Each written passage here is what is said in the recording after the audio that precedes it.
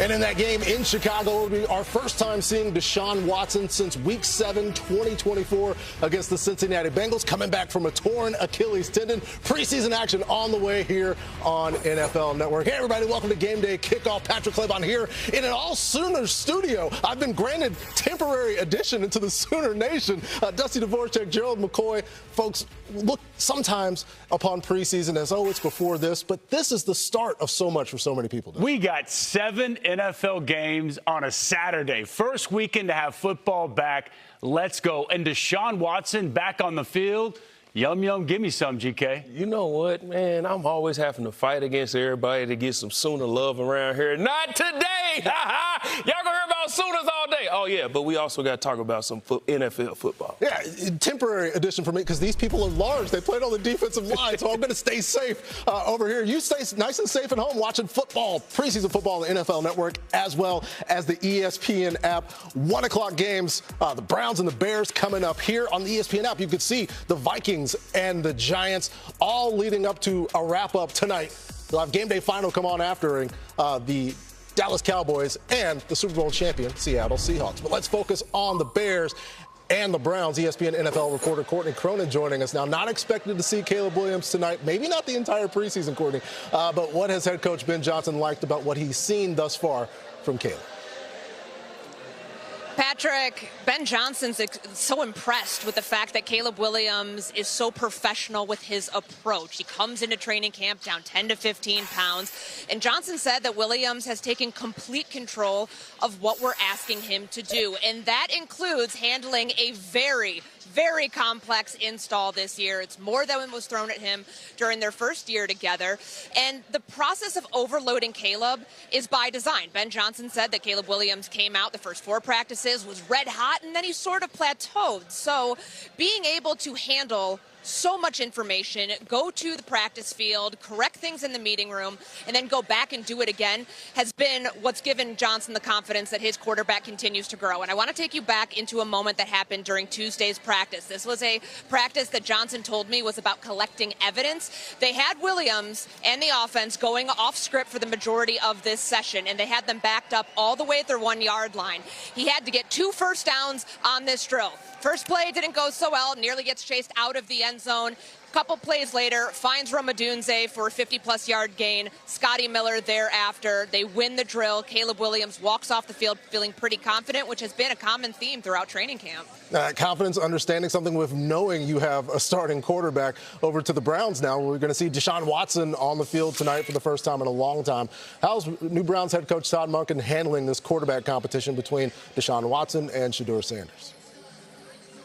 He's handling it in a way that's impressing a lot of people inside that Browns building. I spoke with several sources about the quarterback competition, and what stood out to one of them was that Monken came in with 2 quarterbacks who were there last year, and he didn't have any preconceived notions about Watson or Sanders. He gave them both what I was told was a clean slate approach, and that has gotten the most out of them as they try to figure out who's going to be QB1 in Week 1. Today, it'll be Deshaun Watson for the first half. Then we'll see Shedeur Sanders. Next week in that preseason game against the Bills, Sanders will get the start, and then Watson will get the reps after that. But for Deshaun Watson, not having played in 22 months, today is all about showing that he can handle people being around his knee, his Achilles, all of the things that he's dealt with injury-wise, being able to handle the pass rush, being able to have a very clean pre-snap operation. In addition to that, for both quarterbacks, the Browns are particularly looking close at the 2-minute operation. Things happen a lot quicker in games. They've seen that in practice. They want to see it translate onto the field so they, too,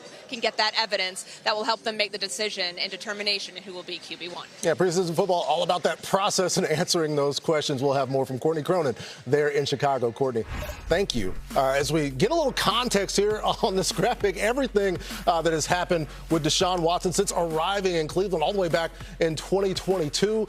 Injuries piling up in the 2023, 2024, the entire season recovering from that Achilles injury. And so there's going to be a lot for Todd Monken to see in terms of what Deshaun Watson has, his capacity to help this football team. What do you think he needs to show, Dusty, in order to get this starting job? I want to see him healthy. I just want to see his mobility. We think of Deshaun Watson at his best. My man was mobile. He could evade the rush. He could make plays. with his legs? Where's his mobility? Where's the lower body strength after this 22-month layoff from the Achilles surgery that he had? He's looked good so far in training camp, but then I want to see, can you execute Todd Monken's offense? He doesn't have to go out and hit home runs. He just needs to hit singles. He needs to hit doubles. Pre-snap, just like you heard in the report there, pre-snap, doing things right, running this offense efficiently and executing at a high level. And if we get an opportunity to see him in the 2-minute, what's it look like, Gerald? I can't wait to see Deshaun Watson back on the field today. Yeah, I'm with you, Dusty. Let me let you guys in a little bit about how preseason works. So we put in very vanilla, generic game plans. You go out there on defense, you run basic coverages, cover 2, cover 3, 2 high safety, single high safety. And offensively, it's the same thing. So I just want to see Deshaun Watson operate. Let's see him run the offense. We seen Tua last night. He fumbled a snap. You know, get everybody lined up. Just operate the offense. It's going to be a very plain game plan. Get guys lined up and just move the ball down the field. Get some early completions. Let's just see if he's comfortable playing football again. And we'll see how that evaluation goes for Todd Monken, as it's probably not just limited to evaluating the first half of football. Some of it probably going to how the teammates react to Deshaun Watson. We'll see Shedeur in the NFL Network counting down to the Bears and the Browns. Shedeur Sanders expected to play in the second half of that game, where we will not see Caleb Williams playing in this game. Ben Johnson had said he's seen enough from Caleb Williams in practice, knows what to expect from his quarterback coming into the preseason. Coming in to the first year of the Harbaugh era in East Rutherford, we saw Cam Scatterman with the unfortunate backflip situation. No backflips as he makes his way into the stadium where the Giants will play host to those Minnesota Vikings. Let's get out to East Rutherford now, where Judy Batista joins us. Good morning to you, Judy. What are we expecting to see from that Giants offense today? Well, we are expecting to see quarterback Jackson Dart on the field and a number of other starters. John Harbaugh played it pretty close to the vest. He never announced it, but they've gone through warm-ups, so they are going to be on the field at least for a little bit today. And quite frankly, the offense could use the work. It's been pretty up and down this summer. That's not a surprise. They are installing a new offense. Dart is learning to play under center.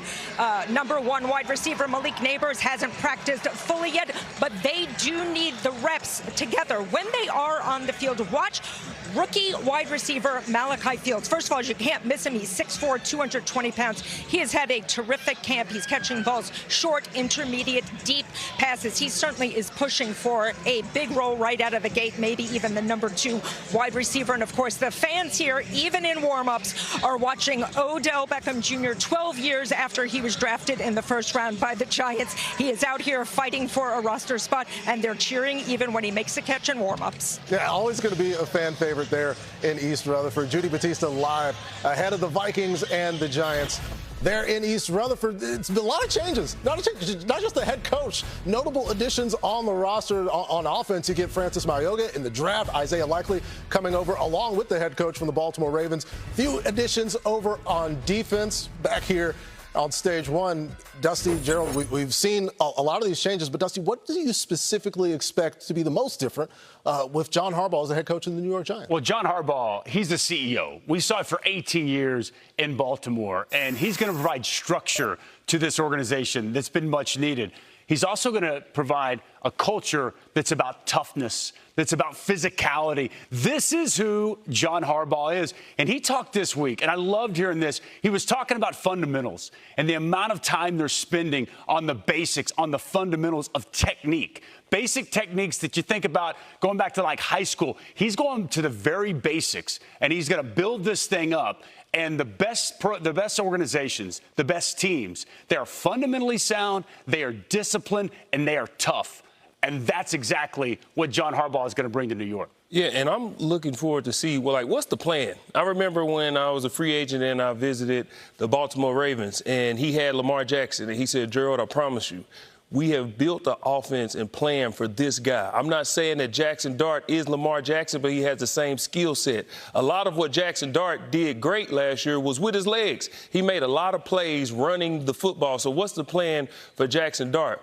Boy, I'm a defensive guy, so I'm looking at Arbel Reese. I always get a little nervous when you draft a positionless player that high because you get nervous of whether they're going to overload him with information. What is he going to do? Is he going to be off the ball? Is he going to be on the ball? I'll show you what he did at Ohio State. He was all over the place. They had him everywhere. You see him off the ball here. You see him, he's on the edge here. But what can he do? He's explosive. He gets downhill, and he knows how to play football. But this is a National Football League. You see him dip. He can rush. I love that about him. Here he's on the other edge. He's got power. He's got speed. He's taking his tackle and running him right into the quarterback. He can do it all. I'm excited to see what he can do now. He's here at Joker. Little coffee house fake. Get downhill. Get on the quarterback now. Are they going to allow him to just go and play, or are they going to want him to do all of it? I'm excited to see what the plan is for Alvaro Reese, because if you give him one thing to do, I guarantee you he'll do it well. Cut him loose and let him go. I think he's at his best around the line of scrimmage, utilizing that athleticism, and my man can rush the passer, and that's what you want. You draft a guy that high, get to the quarterback. So just a chance to disrupt. Like, that's the plan for Alvaro Reese. Yes. Have him disruptive. If anybody knows about disrupting quarterbacks, offenses, it is these two gentlemen that we have the opportunity to be with here in studios. We get